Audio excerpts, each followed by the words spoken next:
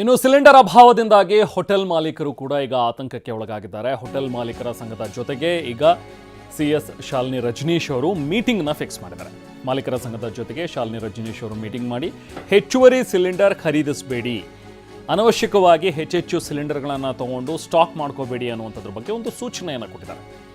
Hotel ಮಾಲೀಕರ ಸಂಘಕ್ಕೆ CS Shalini Rajneesh ಅವರು ಕೊಟ್ಟಿರುವಂಥ ಸೂಚನೆ ಇದು. ಆಸ್ಪತ್ರೆ ಮತ್ತು ಪಿಜಿಗಳಿಗೆ ಗ್ಯಾಸ್ ಕೊರತೆ ಆಗಬಾರ್ದು, ಆ ರೀತಿಯಾಗಿ ಕ್ರಮ ವಹಿಸಬೇಕು. ಅನಗತ್ಯವಾಗಿ ಅನವಶ್ಯಕವಾಗಿ ಯಾರು ಸ್ಟಾಕ್ ಮಾಡಬೇಡಿ. ಪೊಲೀಸ್, ಸಾರಿಗೆ, ಆಹಾರ ಇಲಾಖೆ ಅಧಿಕಾರಿಗಳಿಗೂ ಕೂಡ ಜವಾಬ್ದಾರಿಯನ್ನು ಕೊಟ್ಟಿದ್ದಾರೆ. ಎಲ್ಲ ಈ ರೀತಿಯಾಗಿ ಕಾಳಸಂತೆಯಲ್ಲಿ ಏನಾದರೂ ಮಾರಾಟ ಆಗುವಂಥದ್ದು ಅಥವಾ ಅದನ್ನು ತೊಗೊಂಡು ಹೋಗಿ ಎಲ್ಲಾದರೂ ಸ್ಟೋರ್ ಮಾಡಿಟ್ಕೊಂಡು ಕೃತಕವಾಗಿ ಅಭಾವವನ್ನು ಏನಾದರೂ ಸೃಷ್ಟಿಸುವಂಥದ್ದು ಕಂಡು ಬಂದರೆ ಅಂಥವ್ರ ವಿರುದ್ಧ ನಿರ್ದಾಕ್ಷಿಣ್ಯವಾಗಿ ಕ್ರಮ ಕೈಗೊಳ್ಳಿ ಅಂತಲೂ ಕೂಡ ಸಿಎಸ್ ಅವರು ಹೇಳಿದ್ದಾರೆ. ಇದು ಕರ್ನಾಟಕದಲ್ಲಿ ಮಾತ್ರ ಅಲ್ಲ, ಇಡೀ ರಾಷ್ಟ್ರದಲ್ಲೇ ಇದೆ. ಎಲ್ಲ ರಾಜ್ಯದಲ್ಲೂ ಈ ಪರಿಸ್ಥಿತಿ ಬಂದಿದೆ. ಆದರೆ ಕರ್ನಾಟಕದಲ್ಲಿ ಬಹಳಷ್ಟು ಹೆಚ್ಚಿಗೆ ಹೊರೆಯಾಗ್ತಾ ಇದೆ. ತಿಂಡಿ ಕಾಫಿ ದರ ಏರಿಕೆ ಮಾಡ್ತೀರಾ ಸರ್? ಗ್ಯಾಸ್ ಎಲ್ಲ ಸಿಗ್ತಾ ಇಲ್ಲ, ದರ ಜಾಸ್ತಿ ಇದೆ. ಈಗಾಗಲೇ ಕಷ್ಟ ಪರಿಸ್ಥಿತಿಯಲ್ಲಿ ಇದ್ದೇವೆ. ನಮ್ಮ ಗ್ರಾಹಕರಿಗೆ ಯಾವುದೇ ಇದರ ಬಿಸಿ ಮುಟ್ಟುವುದಿಲ್ಲ. 295 ರೂಪಾಯಿ ನಮಗೆ ಸಿಲಿಂಡರ್ ಬೆಲೆ ಹೆಚ್ಚಿಗೆ ಆದಾಗಲೂ ನಾವೇನು ಬೆಲೆ ಹೆಚ್ಚಿಸಲಿಲ್ಲ. ಈಗ ನಮ್ಮ ಗ್ರಾಹಕರನ್ನು ಉಳಿಸುವುದು ಹಾಗೂ ನಮ್ಮ ಕಾರ್ಮಿಕರನ್ನು ಉಳಿಸುವುದು, ನಮ್ಮ ಸಂಸ್ಥೆಯನ್ನು ಉಳಿಸುವುದೇ ಪ್ರಮುಖವಾದ ಕೆಲಸ ನಮ್ಮದಾಗಿದೆ.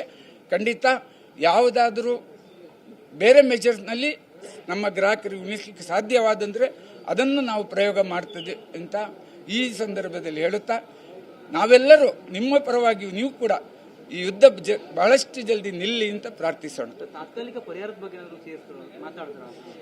ನಾಳೆ ಸ್ವಲ್ಪ ಫಿಗರ್ಸ್ ಕೊಡಿ, ನಾನು ಪ್ರಯತ್ನ ಮಾಡ್ತೀನಿ ಅಂತ ಹೇಳಿದ್ದಾರೆ. ನಾಳೆ ಯಾವುದಾದ್ರೂ ಸ್ಟ್ಯಾಟಿಸ್ಟಿಕ್ಸ್ ಎಲ್ಲೆಲ್ಲಿ ಉಪಯೋಗಿಸ್ತೇವೆ, ಬಡ ಕಾರ್ಮಿಕರಿಗೆ ನಮ್ಮ ಊಟ ಹೋಗ್ತದೆ, ರೈಲ್ವೆ ವರ್ಕ್ಗಳಿಗೆ, ಪೊಲೀಸ್ ಡಿಪಾರ್ಟ್ಮೆಂಟ್ ಕೆಲಸದವರಿಗೆ, ಊಬರ್ ಡ್ರೈವರ್ಸ್, ಆಟೋ ಡ್ರೈವರ್ಸ್, ಸ್ಕೂಲ್ಗೆ, ಹಾಸ್ಪಿಟಲಿಗೆ, ಪಿಜಿಗಳಿಗೆ, ಹೀಗೆ ಹಲವಾರು ವಿಧಗಳಲ್ಲಿ ನಮ್ಮ ಊಟ ಸರಬರಾಜು ಮಾಡ್ತೇವೆ. ಈ ರೀತಿ ಸಂಪೂರ್ಣ ಗ್ಯಾಸ್ ನಿಲ್ಲಿಸಿದಾಗ ಎಲ್ಲರಿಗೂ ತೊಂದರೆ ಆಗ್ತದೆ. ಈ ತೊಂದರೆಯಿಂದ ಬಹಳಷ್ಟು ಕಷ್ಟಗಳು ಬರ್ತದೆ. ಇದಲ್ಲದೆ ರೈತರಿಂದ ನಾವು ಖರೀದಿ ಮಾಡ್ತೀವಿ, ಬಹಳಷ್ಟು ಲಕ್ಷ ಲೀಟರ್ಗಿಂತಲೂ ಬಹಳಷ್ಟು ಲೀಟರ್ ಹಾಲು ಖರೀದಿ ಮಾಡ್ತೇವೆ, ತರಕಾರಿ ಖರೀದಿ ಮಾಡ್ತೇವೆ. ಈ ರೈತರಿಗೂ ಈ ಸಮಸ್ಯೆ ಬಿಸಿ ತಟ್ಟಬಹುದು. ಇವೆಲ್ಲವನ್ನು ಅವಾಯ್ಡ್ ಮಾಡಬೇಕಾದ್ರೆ ಹೋಟೆಲ್ಗೆ ಕನಿಷ್ಠ 50% ಕೊಡಿ ಅಂತ ನಾವು ನಮ್ಮ ಮನವಿಯನ್ನು ಇಟ್ಟಿದ್ದೇವೆ. ಕೇಂದ್ರಕ್ಕೂ ಇವತ್ತು ಸಂಜೆ ಈ ಮನವಿಯನ್ನು ಕಳಿಸ್ತೇವೆ, ಅಲ್ಲಿಯೂ ಕೂಡ ಮಾತನಾಡ್ತೇವೆ.